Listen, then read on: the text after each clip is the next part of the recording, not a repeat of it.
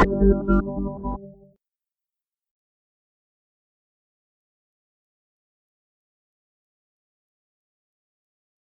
everyone. Welcome to another edition of Off Limits. Our guest today is Peggy Mohan, a very versatile person. She is a scholar in linguistics. She has done animation for children. She has made films. She's very much into music, and I think she's teaching music even now as we speak. So thank you, Peggy, for joining us. It's a pleasure to have you with us. Oh, thank you. Oh, and Yeah. one update. Yeah. I now teach at Ashoka. I Oh, retired really? in music, yeah. So And you were being you were teaching in school, now you're teaching university, right? I've been promoted, yes. Wow. Okay. So I think, very intrigued with an article of yours that appeared recently and thought that we would go and pick your brains, though I know that you're a scholar in linguistics and have always known that.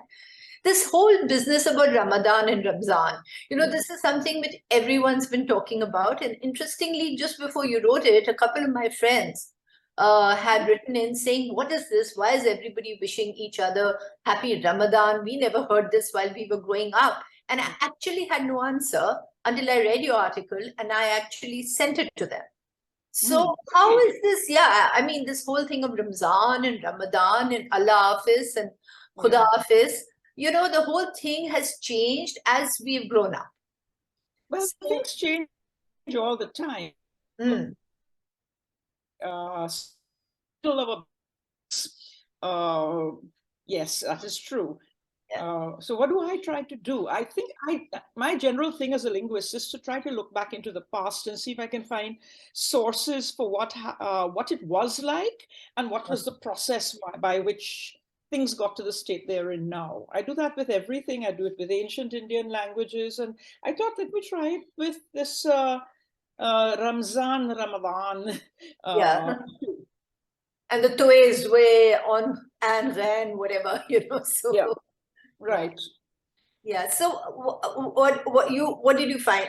You found that it's actually the usage was Ramzan. It's coming from the Neither. It's not yeah. basically, I'll tell you what I found. I was Yeah. very lucky. I do an amazing amount of my stuff just on Google search. You find, and I found a video recording of Mm. someone speaking aloud in Arabic, reading out what was an old manuscript, which is by someone who is supposed to be either Persian, also called Persian Arabic, 8th century linguist. And the kind of stuff he wrote would be like the sort of stuff that we would write nowadays. How did he notice all these things? He described exactly where the tongue touches in the mouth, what the airstream is like. And he managed to get back what was the original pronunciation, which was neither, a little bit different from both. So, what he seemed to say, his name is Sibawe. Okay. And the next time I went online to try to hear it again, because it was just awesome to have someone read out ancient or medieval Arabic and to understand it was a technical paper and that you could follow it. Mm. So he basically said that at the time that the Quran was written, um, it they had a sound which was a very intense zh, like a zh. Now, when you have that sound over time in certain languages, a D tends to come in because it gives a little bit more force, just like there's a T before ch. It's a Okay. t plus a sh. So they got a d, so zh.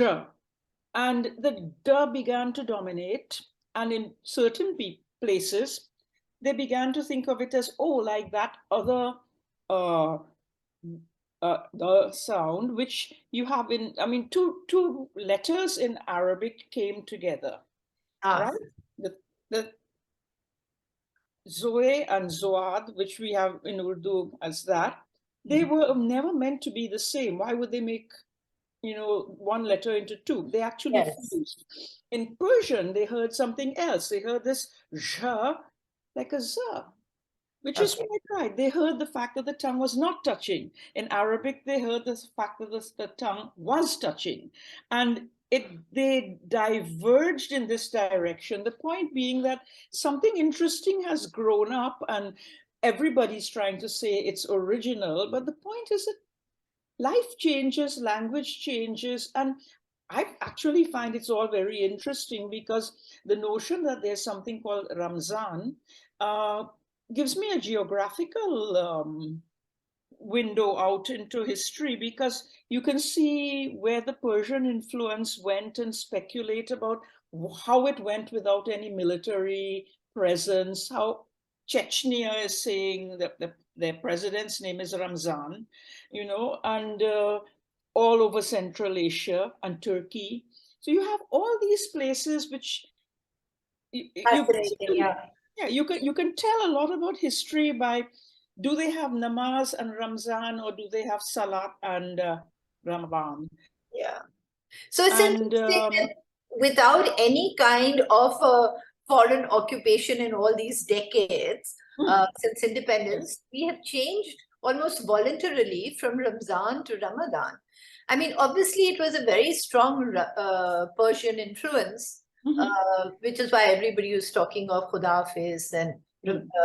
Ramzan. And now the Saudi slightly more purist language is what everybody seems to be using overnight. Well, not overnight, but gradually.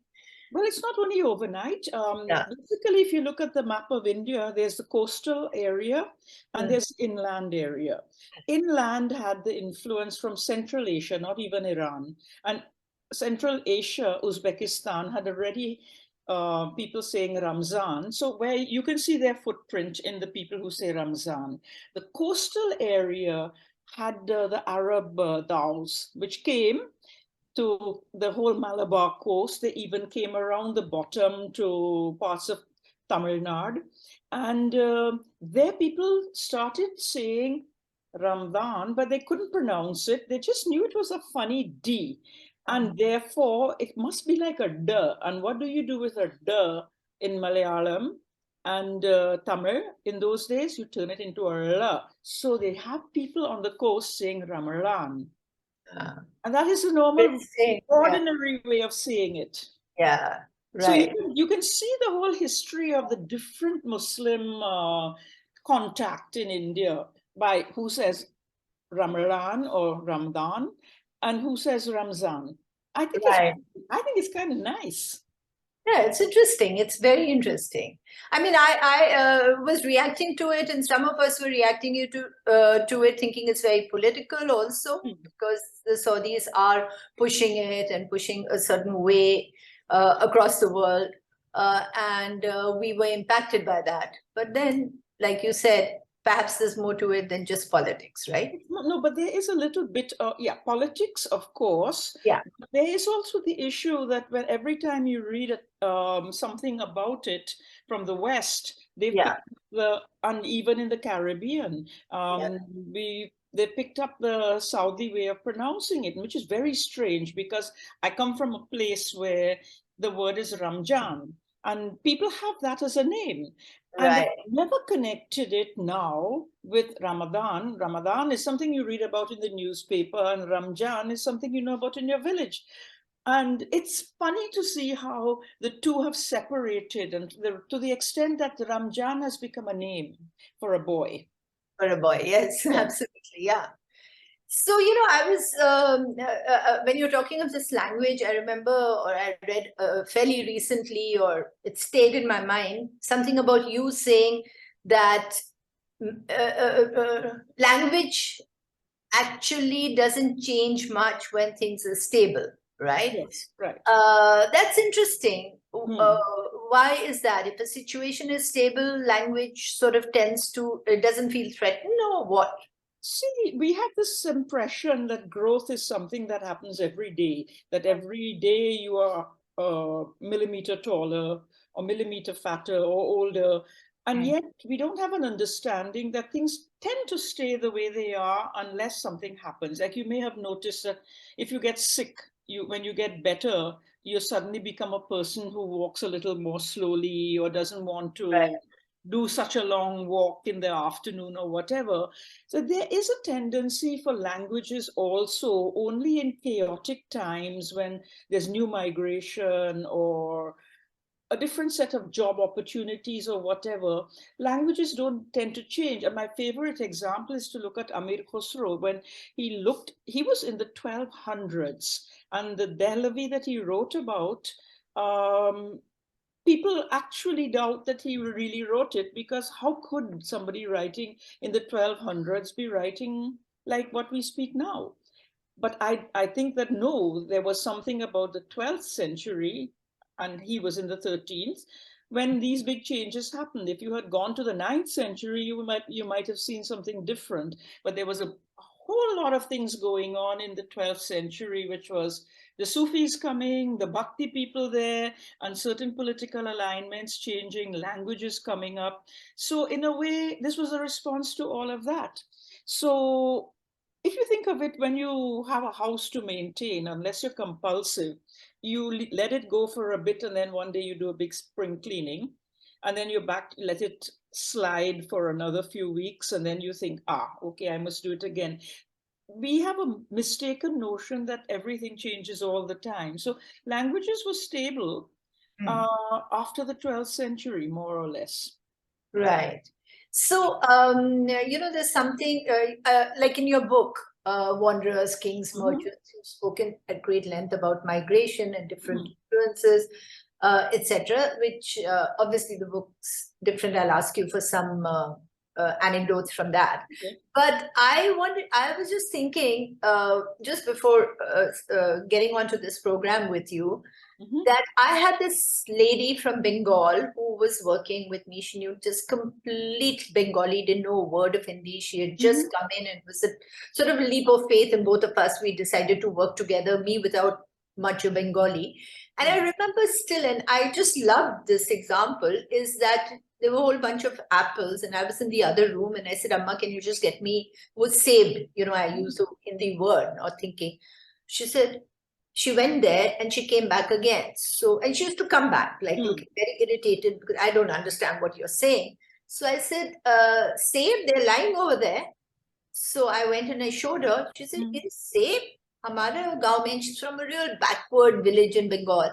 She said, Hamara gaon mein isko apple bolte hai. And the same thing she would say to chicken and all. Isko hum poultry bolte hai.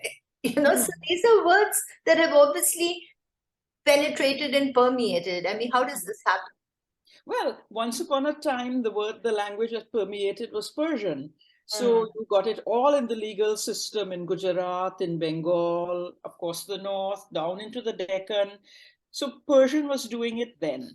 And it was a source for vocabulary. What I'm finding now, when we joke about it and call it Hinglish or Malayalam English or so, is that now English is doing that. The result is that even if you don't speak each other's language, enough of the vocabulary is coming in that they will say apple in Bengal, they will say apple somewhere else, and so maybe not for fruits, maybe for more technical things, maybe for governmental things. Yeah.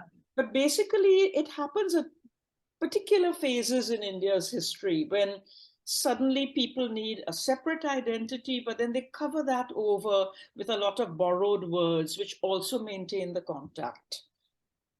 Sorry. I'm finding that may be the route that we're going to see in the future. So, we are also very possessive about our languages within India, and becoming increasingly so as we feel either more threatened or more insecure as the politics of this country changes. We've been seeing it continuously over Dahi and Kurd right now. We've seen it which is the older language. You've said and written something about it. So what is the oldest language? I don't know, because human beings have been talking for at least 100,000 years. So, and I know that we had to have been talking from the time we left Africa, because one of the things that we brought in with us in the first migration out of Africa, which went via the subcontinent all the way to Australia, is sounds that you still have in Urdu, which tell you that Urdu is also a contact language. The ta, the da, you get na, la. All these sounds came with us from Africa and essentially didn't go anywhere else. So these are a nice way of telling what our history is and how blurred the image is. We cannot tell so far back into the past, but they had a language, and we have whispers of it in terms of some of the languages that are still there in Australia, in the tribal parts, in all over India. So that's the kind of thing that I'm working on right now, to try to see how we can track back. I can track back sometimes 4,000 years, but beyond that is very difficult to tell you what they spoke. Because what happens is like, at what point do you say, for example, that Tamil is not Tamil, it's something else that you wouldn't, that a normal modern person wouldn't understand? You may call it the same name, but that is a bit of a confusing thing. It's like you say that there's Arabic, but the Arabic spoken in Morocco and spoken in Yemen are really, really different. They have some features in common, but they've diverged a lot. So having the same name is what confounds the issue. Like we talk of Dehlavi or Hindi or so, and then people get all confused. Do you mean Hindi, Hindustani? Do you mean Shuddh Hindi? But the point is that all these languages have at certain periods undergone sudden change, and then it's hard to say that it's the same thing as before. There are languages in the Sentinelese Islands which will go back definitely about 65,000 years, maybe 60. That's a lot. We have no idea what happened in that time, because there are other languages in New Guinea which go back 40, 50,000 years, and they have managed to diverge so much with nobody there impacting them, that who can say what they were like then? So I would like to kind of stay. I find, in fact, solutions are not with old languages, they're with new languages.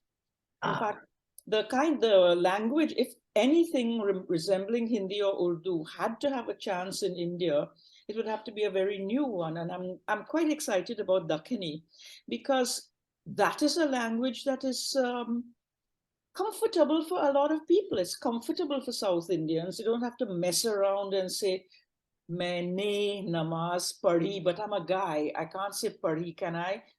Aap namaz padhe. Main namaz padha. You know, it's a new language that has the possibility, not the old one. That's the one that will spread because people will take to it. That's interesting. How old is Dakhini in your assessment? In my assessment, I'm trying to get an exact, it's probably somewhere around the 1400s. Just about 2 centuries younger than Urdu, Hindi or Urdu.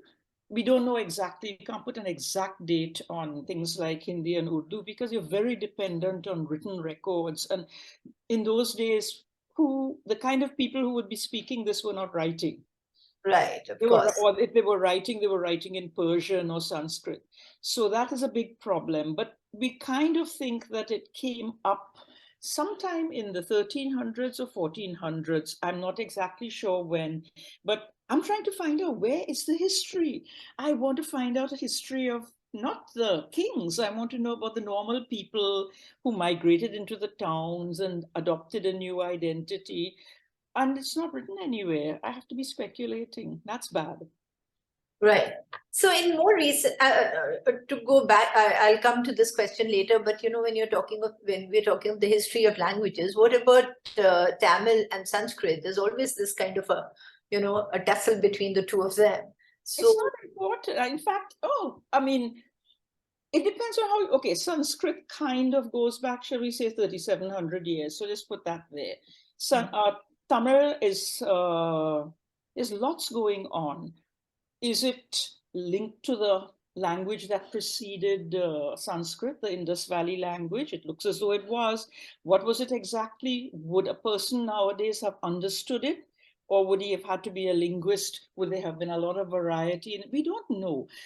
Definitely the Dravidian family is old, but at what point you call it a language, Tamil, as opposed to Proto-Tamil or whatever they spoke in the Indus Valley, I'm not very sure I can say that, because it's nice to say that my language is very old, uh, but you might not understand that thing that you're referring to and calling your language. And the second thing is that people tend to go by what they can find written, an inscription, a rock inscription, or something written on paper or something. And most of the really, really old stuff is not like that. We have to suss it out in very funny ways. I just think that there's been constant change, but that we go back over 100,000 years. Right. So, when we talk of migration, and migration in history always took the form of much large scale movement, movement across millions of thousands of kilometers or miles. And it came through invasions, it came through nomads, it came through conflicts, whatever. Now in India, of course, we're seeing migration coming out of sheer employment and within the parameters of the nation state, as it were. Yes. So you have large influx, like of the Northeast, say in Karnataka, and of the Bihari in Maharashtra, and they just travel. Is this kind of migration something that could impact on language eventually? I mean, it's too early to say, maybe, but I would think not, for a very important reason. Most of the big migrations we talk about, and people must have been coming into India in ones and twos and small families all along, because India was a place to come to.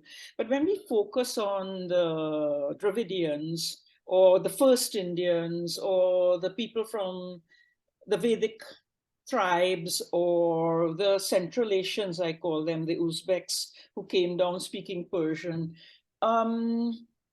you're basically talking of a large group, but more important, they were a group that changed the politics. Whereas small individuals, poor people migrating because they have to, don't change anything. They basically fit in if they can. Like when we talk of the Vedic people, they were not gentle, sweet little guys who said, hey guys, I want to get along with you and I want to speak what you speak. They didn't do that. And similarly, the people who came in from Central Asia. Well, the interesting thing is that they brought Persian with them, they threw away their own language. But one thing that they all had in common is, even if you can point to 2 or 3 women who came with them, they were mostly men. Because anyone who comes with a will as an explorer is going to be a man. And the only reason that India was settled with women in the very early times was it was not a migration. They were just spreading out slowly, and they found this new place over 5,000 years. I mean, it doesn't take 5,000 years to walk from Yemen to the Indus Valley, but they did. yeah. So that's why women were with them. Just like in the Northeast, the men and the women have the similar family background in the tribes. That means it's not a migration. They just spread out over thousands of years. So all these others who came in tended to be men, and they married locals. Right. We are mixed. We are all mixed. So as a sort of a last question, is that, would we say, given the way language spread at one point or in different parts of history, that people were more susceptible and open to new languages? Or was it because it came by the sword and the gun than they are today? Today, one finds, at least if we just look at our own country, we are pretty rigid in our languages. We're not really open to learning other languages from within the country. There is a certain kind of language nationalism, which probably will come in the way if languages migrate to us in a similar fashion. No? It will, but the interesting thing about language is that people who are on the top of the pyramid, the top of the food chain, like us, we have more problems with language than people who are poor. They, when they migrate, they absorb languages almost by osmosis.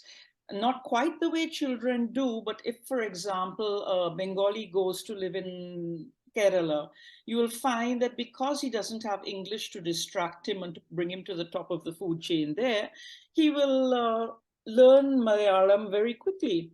And so poor people, when you think of people who are multilingual, they always tend to be from not the most dominant group. The ones in the dominant group who do learn languages are people who sit like you and me over manuscripts late at night and damage our eyes trying to find out what Babur really said in 1490 something. You know, that's a different kind of working with language. But poor people pick it up, and they pick up what they need, they pick up what they need for jobs. And we don't study very much in India how they do this. We assume they do it the way people do it in school, and that's not so. They have a routine. What for example, they first need to understand what you're telling them, and we have no way of teaching people to understand, only how to talk. So it's an interesting thing. I think that if there ever is a problem and an impasse, it doesn't take more than a generation to be sorted out. And if we don't have a problem, then there's no need for a solution at the moment. Right. So thanks, Peggy. Thank you very much. This was so informative. Thank you. We'll get back to you again soon, maybe more on music next time. Oh, if you like, yes. Thank you. Take care. Bye. Okay, bye.